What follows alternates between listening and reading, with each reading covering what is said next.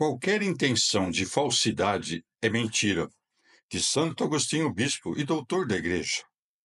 Contudo, pode surgir uma pergunta sutil. Sem a intenção de enganar, a mentira desaparece por completo? Que diremos de alguém que mente sobre algo, sabendo que é uma falsidade, mas o faz porque julga não ser digno de crédito e, por isso, quer livrar-se da pessoa com quem fala, pois percebe que ela não vai acreditar? Nesse ponto, se mentir é dizer algo diferente do que sabemos ou pensamos, essa pessoa mente, muito embora não tenha a intenção de enganar. Mas se mentir é dizer algo com a intenção de enganar, essa pessoa não mente, pois justamente por isso fala o que é falso, muito embora saiba ou pense que é falso. Para que aquele com quem ela fala, não acreditando em suas palavras, não se engane, pois esse alguém não acredita que ela sabe ou pensa assim. Daí pode acontecer que uma pessoa diga algo falso para não enganar aquele a quem fala. E pode ocorrer ainda o inverso, ou seja, de alguém dizer a verdade a fim de enganar. De fato, aquele que diz a verdade porque pensa que ninguém vai acreditar nele, justamente porque sabe que não é digno de fé, presumindo que a pessoa acreditará ser falso aquilo que diz a verdade para enganar. Pode-se, então, perguntar quem é que de fato mente: se aquele que diz algo falso para não enganar ou aquele que diz a verdade para enganar. Quando este sabe ou pensa dizer a verdade e aquele sabe ou pensa dizer algo falso. Já dissemos que quem não sabe que é falso o que diz na mente, se acredita que diz a verdade, enquanto mente aquele que diz algo verdadeiro quando acredita que é falso, uma vez que a ambos devemos julgar a partir das suas intenções. Desse modo, não é uma questão tão simples e que a que propusemos, isto é, o caso da pessoa que sabe ou pensa que disse uma coisa falsa sem a intenção de enganar.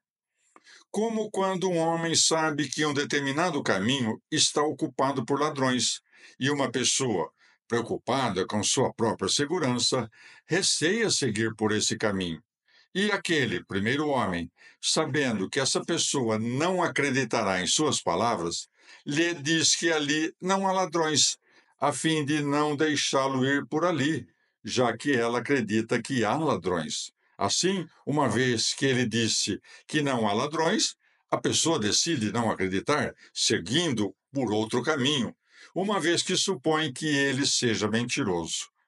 Porém, no outro caso, alguém sabe ou acredita que é verdadeiro o que diz e o diz para enganar. Como quando um homem que sabe que ninguém acredita nele diz que os ladrões estão em um determinado lugar, onde realmente sabe que estão, para que o outro vá mais confiante e caia nas mãos dos ladrões, uma vez que esse último pensa que é falso o que lhe foi dito. Qual desses homens mentiu? O que decidiu dizer algo falso para não enganar, ou o que escolheu contar a verdade para enganar? O que, dizendo algo falso, conduziu o outro ao caminho certo, ou aquele que falou a verdade e fez com que o outro seguisse pelo caminho errado? Ou, por acaso, ambos mentiram, um por dizer algo falso, o outro pela intenção de enganar? Ou nenhum deles mentiu? Um porque não desejava enganar e o outro porque queria dizer a verdade? Agora não se trata de saber qual dos dois pecou, mas quem mentiu. Pois de imediato parece que pecou aquele que falou a verdade, pois fez com que o homem caísse em mãos dos ladrões, e que não pecou, ou até fez um bem, aquele que, ao dizer algo falso, evitou que um homem perecesse nas mãos dos ladrões. Mas esses exemplos podem ser invertidos, de modo que aquele que não quis enganar alguém poderia querer que esse alguém sofresse uma desgraça maior, pois, para muitos, conhecer certas verdades tais que lhes deveriam ser ocultas, os levou à destruição.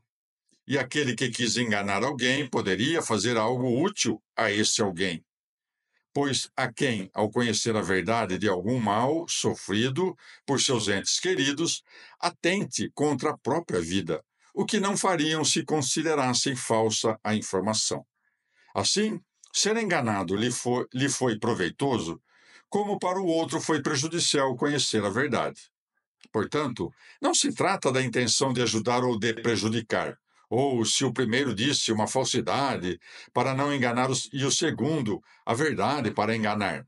Mas nos interessa investigar o que diz respeito à verdade e à falsidade, para assim questionar se algum deles, ou ambos, ou nenhum deles mentiu, independentemente dos benefícios ou danos de que falamos.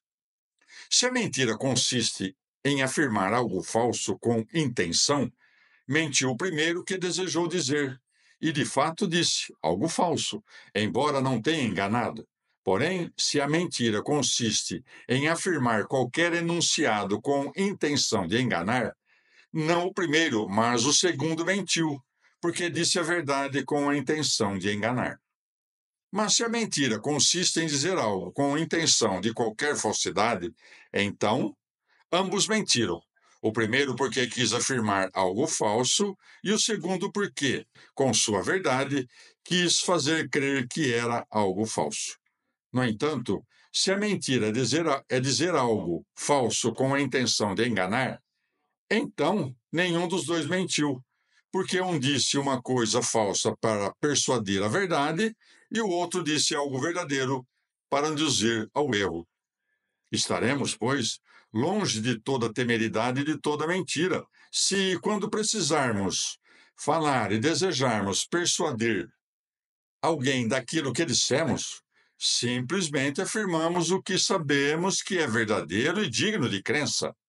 Mas quando dizemos o que é desnecessário, ou tomamos o falso por verdadeiro, ou damos por conhecido o que nos é desconhecido, ou acreditamos no que não se deve crer, mas não tentamos convencer senão do que afirmamos, não falta o erro de certa imprudência, mesmo que não haja mentira alguma.